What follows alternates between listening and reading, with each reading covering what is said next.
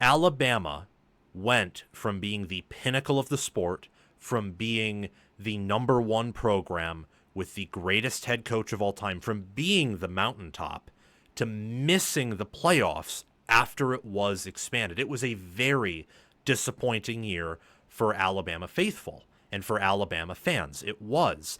And yet, from my perspective, with hindsight, and I think many other analysts and even some Alabama fans feel this way, with where the program was trending under Saban in his final 3 years, or maybe if you just want to say the final 1 year, because the Bryce Young teams were very good. They were better than the 2023 Alabama team in terms of potential. This may have been expected with some hindsight, with conference expansion, with Alabama facing a even tougher regular season schedule than they were used to in the SEC West, having to play Georgia, which doesn't always happen, didn't always happen under the old format. And then, of course, you have to factor in they had to play Oklahoma on the road. They had a non-conference matchup against Wisconsin on the road, won that game, and Wisconsin imploded later in the year, but they were a competent team.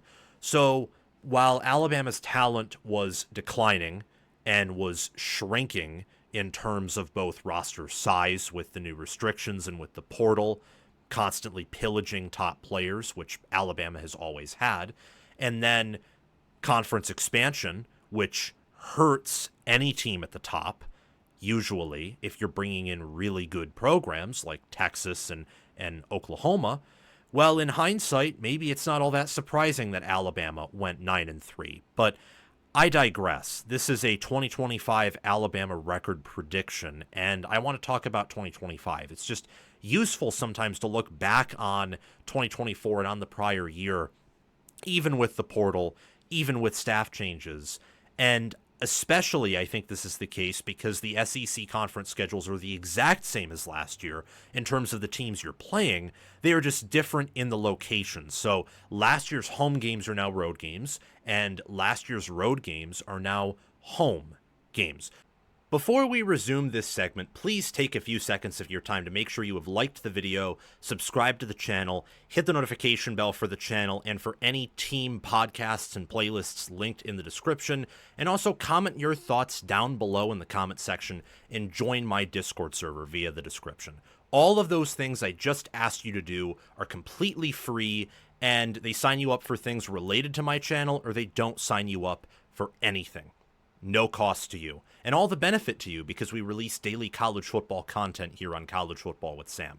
If you want to support the channel monetarily, sign up for a YouTube membership, or check any other links in the description for my merchandise store and Patreon page. Thank you very much, and let's get back to the segment. But this is only DeBoer's second year, guys. This is something that we have to remember. So, Saban, number one, the greatest coach of all time, and I still think he was an excellent game planner and game manager in his final years. The fact that that team went 12-2 and nearly beat a Michigan team that was the first team since 2001 Miami to not trail at halftime, and that I think was better than the 2022 Georgia National Championship team that Alabama didn't play, and was better than the 2024 Ohio State team that Alabama didn't play. That's a testament, I think, to the fact that Nick Saban was an excellent game manager and was still an excellent coach at the end. But the roster management, the hiring and firing of certain position coaches, and just things that were under him, that weren't directly tied to him, but indirectly tied to him, I think were beginning to wither. And it's part of my belief that that's why he left when he did. I think that he, from his perspective, saw things going a way that he didn't like. A, because he just didn't like them objectively, such as paying players and them wanting to know, first and foremost, how much money they were earning, when his whole message was being transformational and relational. And then B, I think it's also due to the fact that he has a standard. And from his perspective, he couldn't meet that standard in this new era. So he left. Again, want to move on to 2025, but I think especially with Alabama, you have to set the stage with 2023 and 2024 to understand the current roster predicament.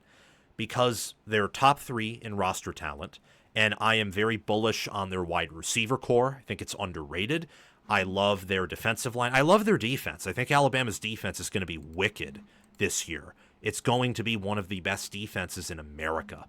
But what I will say is, for being a top 5 talent roster and probably still number 1, if not that number 2, only behind Georgia, last year and in 2023, they didn't play like it.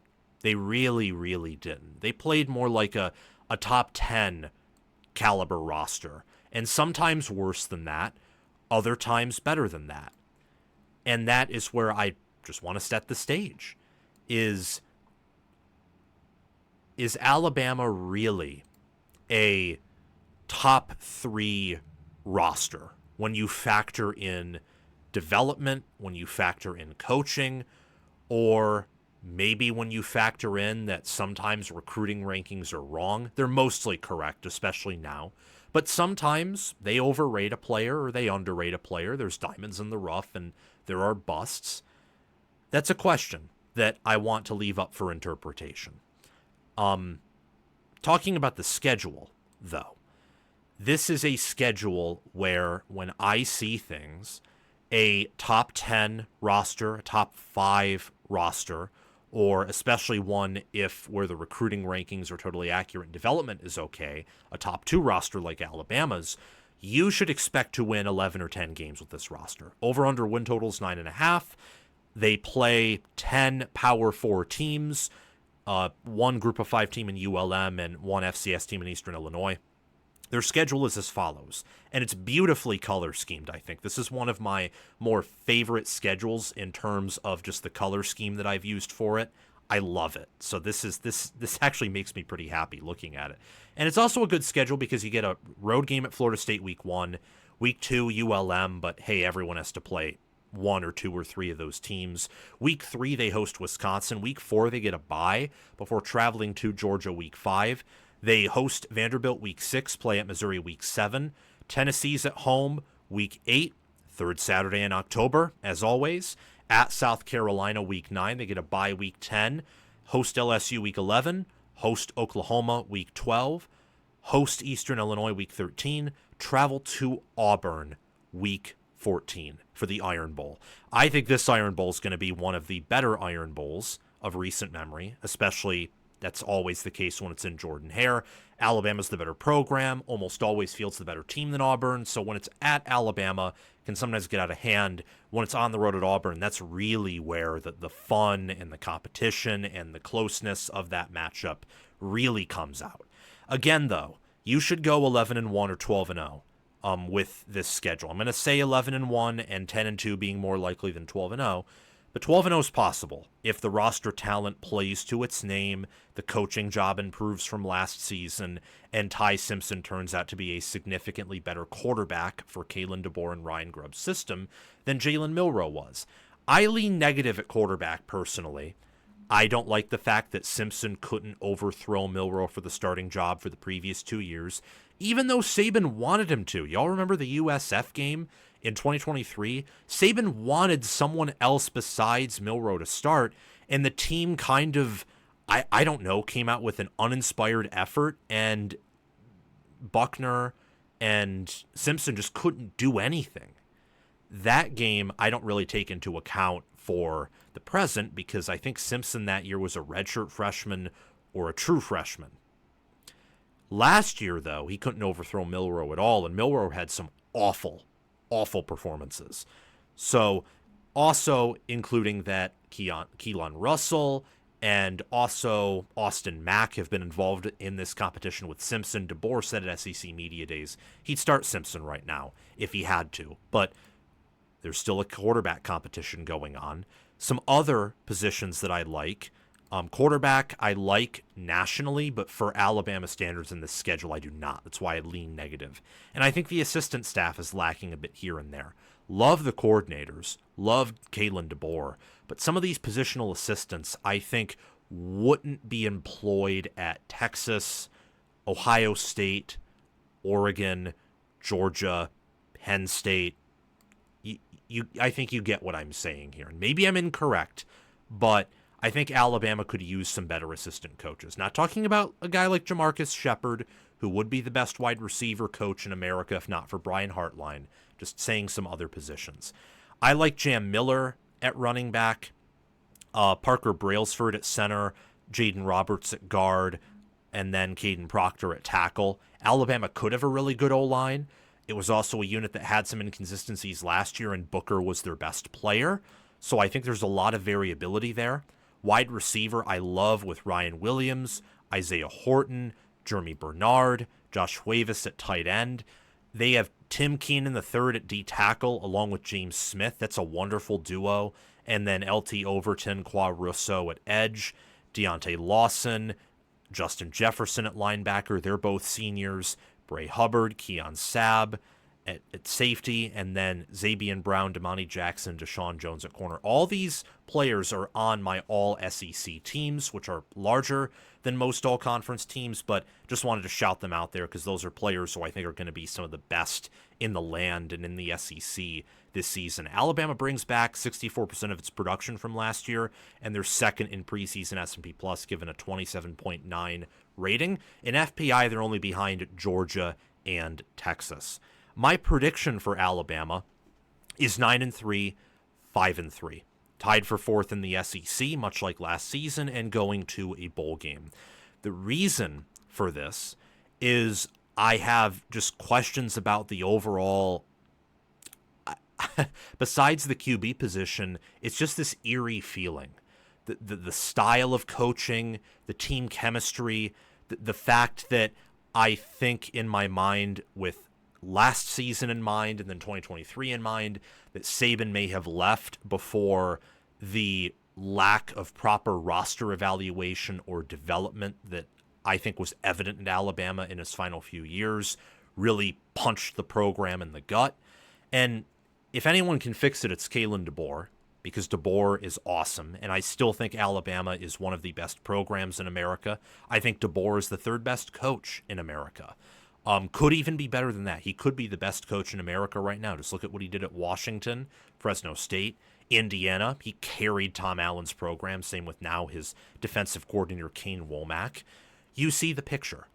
But there are enough games, whether it's against Georgia, Missouri, South Carolina, Oklahoma, Auburn, LSU, if they play to a much higher level than I think they will, where they can lose some close games. And they finally played Georgia in Sanford, and a lot went wrong for Georgia last year, more so than what went wrong for Alabama. Alabama's roster played closer to its ceiling than Georgia's did. Helps when, Georgia has the toughest schedule maybe in college football history to play to a higher ceiling with your roster than they did. And now you have to play them on the road. Auburn's going to be better. Oklahoma will be better. LSU should be better. South Carolina probably won't be a better team overall, but their quarterback play should be better, and it's on the road. Tennessee, I don't think they're going anywhere. I think they'll be a much worse team, but still top 25 caliber. And Missouri's going to have that game circled, and they get it off of a bye. And Vanderbilt was more physical than Alabama last year. I think they'll beat Vanderbilt. I'll guarantee that as a win today. But this schedule's not easy. It isn't.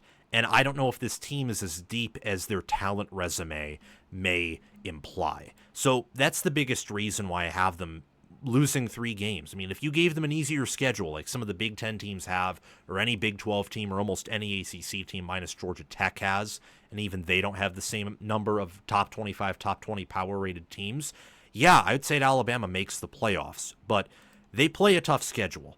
And that combined with some questions I have at quarterback, with some questions I have about their, can't even believe I'm saying this. I feel like a heretic with how many people have praised their offensive line. But I have some questions about it. It's been this hyper-talented unit that has elite NFL players in terms of size and physicality for a while, and yet it's never been this uber-dominant unit. It just hasn't. And that's been the same case with the defensive line outside of edge, where they've still done well at edge. But in terms of, your down defensive linemen, a little bit of a different story there. I think Alabama will be a better quality team this year than they were last year. Last year, towards the end, that was an awful unit by Alabama standards. The way the Michigan game panned out, how they were incapable of really pulling away from Auburn and blowing them out when they should have. The fact that they looked the way they did against Oklahoma, that against LSU, very dominant performance, but that was because they had a severe matchup advantage with Milroe versus an LSU defense that was putrid at stopping the run. They will be a better team this year.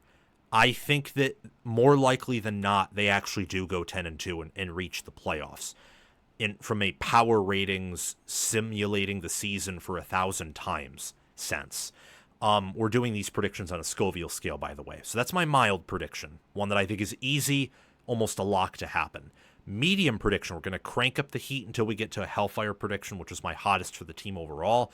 Alabama's defense is a fiery unit that finishes inside of the top 10 or higher, maybe top 5.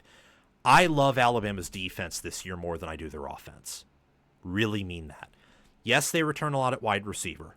They bring in a good portal player, but they also lose some at tight end. They lose their best offensive lineman. Their running back depth is thinner, and Simpson is not the runner that Milroe is. So if you have a mismatch in terms of rushing offense, it's going to be much harder to exploit that this year than last year. And I don't know how much of a better passer Simpson is than Milroe, given how he couldn't beat him out. I mean, DeBoer prefers passers more than runners. We've seen this with Penix, who even before his ACL injury was definitely a superior quality passer than he was a scrambler or a designed runner. That's what he wants to do. So the fact that a quarterback who was built for DeBoer's system couldn't beat out Milroe, who Bill O'Brien, someone else who likes more pro-style quarterbacks, said should be a tight end, I think might be telling here. Nonetheless, that my concerns combined with what I like on the roster, especially on defense, gives me my hot prediction, which is that all of the Tide's losses come by 8 points or fewer. So a score or fewer. I think that you look at, Georgia, Missouri, South Carolina, LSU, Oklahoma, Auburn, they're going to lose 3 of those games, and they're all going to be close. It's not going to be like last year where Oklahoma at the end of the day won by multiple scores. It's going to be more like the Tennessee and Vanderbilt games, but across all 3 losses instead of just 2 of the 3. My Scorching prediction is that the Crimson Tide will yet again miss the college football playoff, but that I don't think is the boldest prediction. I think the boldest prediction is that their offense, from my perspective, is nearly, not quite as inconsistent, but nearly as inconsistent due to the quarterback play and due to the offensive line. Maybe I'm wrong. Maybe I'm wrong. However, I am not a believer in Chris Kaplovich. I am a believer in Ryan Grubb, but remember, Scott Huff, the offensive line coach for Washington, when DeBoer was there, Washington's O-lines were dominant. They were, really, really, really good. They were a big part of the reason why at Washington, DeBoer only lost 3 games and won 25 of them. An average 12.5 wins per year in his 2 years there. It's a big part of the reason why. So that combined with, I don't think Ty Simpson is Michael Penix Jr. I don't think this wide receiver core is as good as that Washington team. And I know that they have a better defensive staff probably than that Washington team did. But you also play a better opponent, a significantly better opponent on average, week to week. And I also think that relative to their talent, DeBoer at Washington and his staff did a better job developing their players than I've so far seen DeBoer and Alabama's staff develop theirs. Now, maybe that's too harsh because he's only been there for 1 year, and I really like DeBoer. But again, I'm thinking 9 or 10 wins for this team is the most likely outcome. I'm going with 9-3, 5-3 for now in SEC play. Tied for 4th. They'll probably go to the Citrus Bowl and represent the SEC as the best team that missed the playoffs. Thank you for watching College Football with Sam. Make sure that you've liked the video, subscribe to the channel, hit the notification bell for the channel and team playlists and podcasts in the description, join the free Discord server where we talk college football 24/7, and have commented your thoughts down below. Check out the description for any ways you can support the channel monetarily. Everything else I've asked you to do is completely free, and your support means the world to me. We're trying to become the next big thing on college football YouTube. six-figure subscribers, maybe 1 million one day. I think we can do that. And also check out any videos or playlists, anything in these columns right here, where there will be videos and playlists. Yeah, you get the point. Have a fantastic day, and I will see you in the next one.